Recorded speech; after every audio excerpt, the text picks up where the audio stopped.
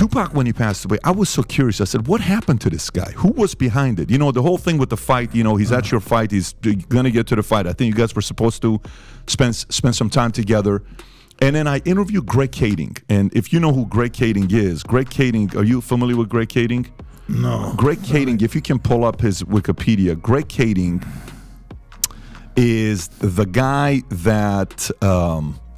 he's the guy that was doing the investigation on Tupac. Mike Tyson has revealed shocking news about the current state of the rap industry, influenced by Diddy. During a recent interview, he dropped bombshell information about 7 arrest warrants being issued for prominent black rappers. Tyson shared that the warrants were connected to various criminal activities, shaking up the music world and fans alike. What's behind these charges, and how will they impact the future of these artists? Yeah, I remember this. Okay, so they had a little television show about this. Yes, yeah. You're right, absolutely.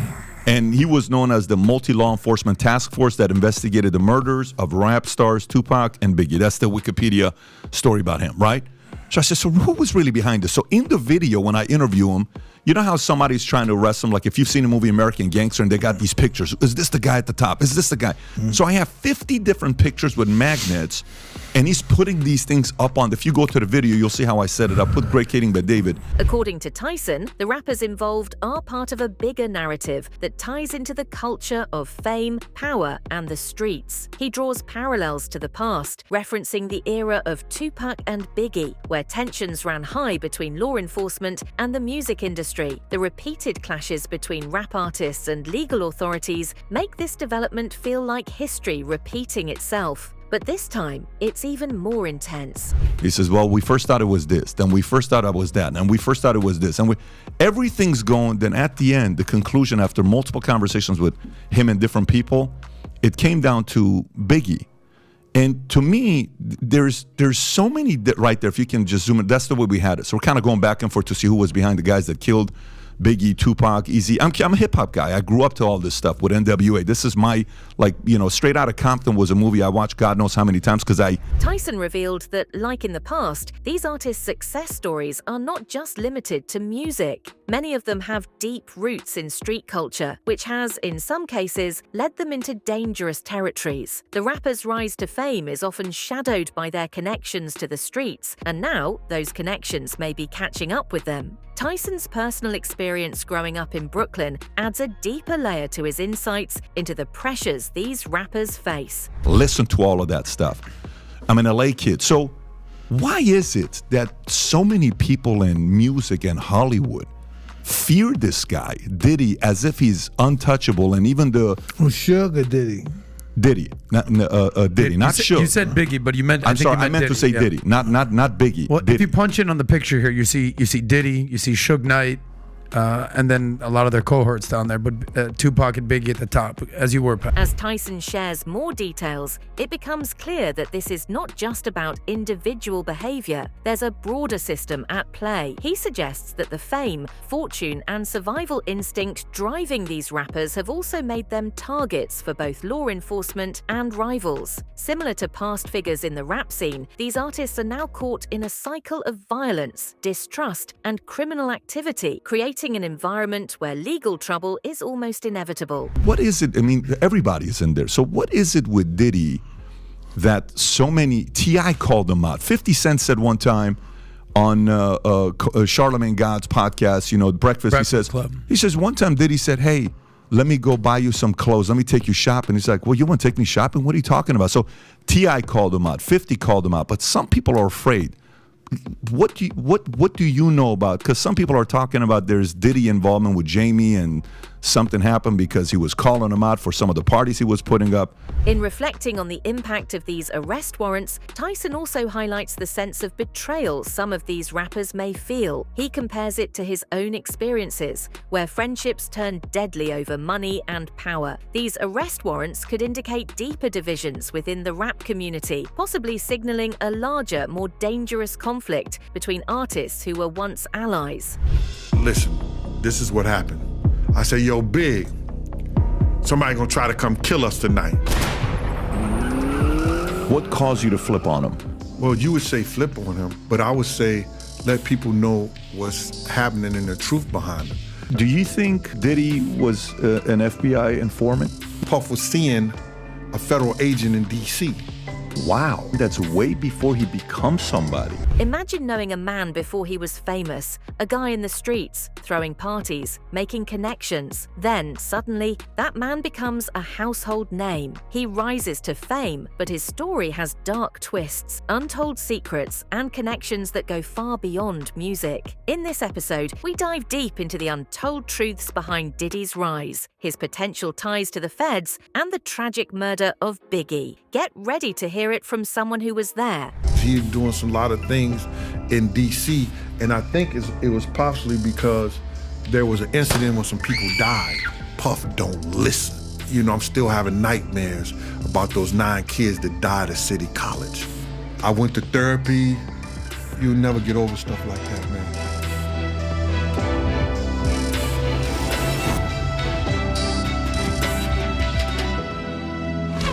So imagine knowing Diddy. From the streets of New York to becoming a music mogul, Diddy's journey was anything but smooth. According to his former bodyguard, Gene Deal, there was much more to Puff's rise than meets the eye. Deal recounts how Diddy was allegedly involved with federal agents long before fame, possibly linked to some mysterious incidents in D.C. The suggestion of Diddy as a federal informant adds a chilling layer to his already controversial rise. Way before he was famous, in the streets of New York, and all of a sudden you and your crew jump him literally to join a gang. You see him go from being a guy putting the parties, and then all of a sudden gets bigger and bigger and bigger. Then you start seeing him really become a star, then a superstar, and you're there from 1990 to 97.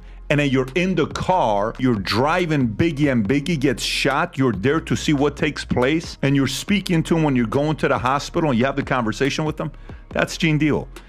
Some of the stories he told today was very interesting. If you've ever seen a movie American Gangster, there's Frank Lucas, there's Nicky Barnes. Gene recalls watching Diddy climb from a party promoter to a global superstar, but behind the glitz, there was tragedy. Gene reveals that Diddy still suffers from nightmares about the 9 kids who died in a tragic event at City College, an incident that left deep scars on those involved. Gene himself had to seek therapy, emphasizing that some things, no matter how hard you try, can never be forgotten. Diddy's father, Melvin Combs, being tied to working with Nicky Barnes, and he was a hustler, and some of the very interesting story he breaks down. And then his conversation with 50 Cent, something that 50 Cent told him, as well as speaking to Biggie's mom and how Biggie's mom feels about Diddy. Anyways, a lot of stories. Got heated at a point, he got upset at a point, and you'll see him getting very energized and emotional. But if you're somebody that follows the story of what's going on with Diddy, you're gonna hear it from a very different perspective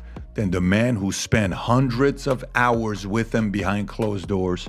Perhaps the most gut-wrenching moment was the night Biggie was murdered. Gene Deal was there, driving the car, witnessing the horrific shooting that claimed Biggie's life. He recalls the haunting conversation he had with Biggie on the way to the hospital. For Gene, that night was a turning point, a moment where the truth about what happened needed to be told. So just a few hours ago, a story came out here from Daily Mail talking about the fact that Diddy is named 77 times in Tupac Shakur's murder documents after gangster Dwayne Keefe D. Davis accused him of paying $1 million for the hit. So today, we have Diddy's former bodyguard here with us, Gene Deal, who's made a lot of, listen, he's been talking for many years.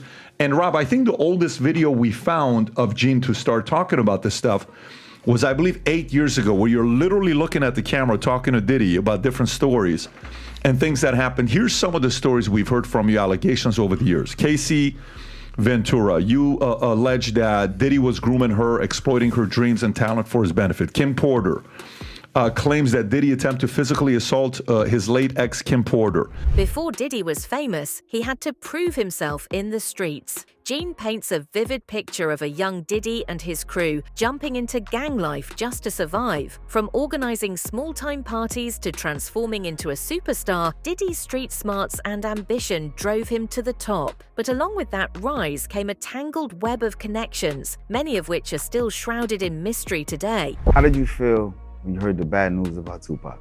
I felt that was really something I couldn't even I just knew that it was really a bad day when that happened. I just knew it was really bad. And I felt a little guilty about him coming to the fight, me pressuring him for, hey, yo, bring the tape, don't forget the tape, you know?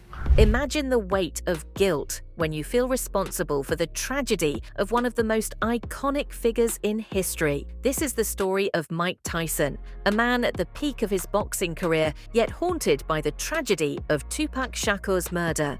Tyson opens up about his emotional burden the night of the fight and the heartbreaking what if that still lingers. Let's dive into Tyson's raw and gripping account of the night he pressured Tupac to come to his fight, a decision he regrets to this day.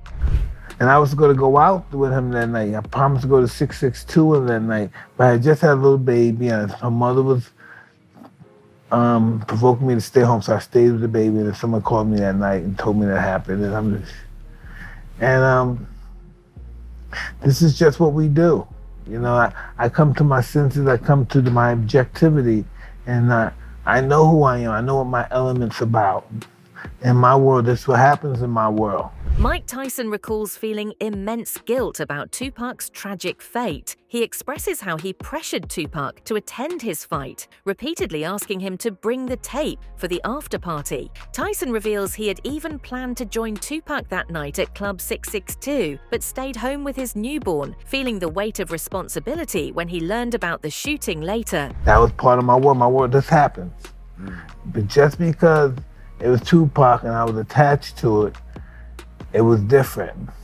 But normally this is what I expect somebody to die after a fight or somebody get hurt, something crazy happened. But when it happened to him, it was different. Tell me one of your greatest Tupac stories. Hey. I don't even know if I can say this one now. Tyson reflects on the chaos that defined his world at the time, where violence after a big event wasn't unusual. He talks about how, in his world, tragedy often followed success, but with Tupac, it felt personal and much deeper. The fact that Tupac died right after a night connected to him shook Tyson to the core. I'm living in Cleveland then, but I'm coming out from LA.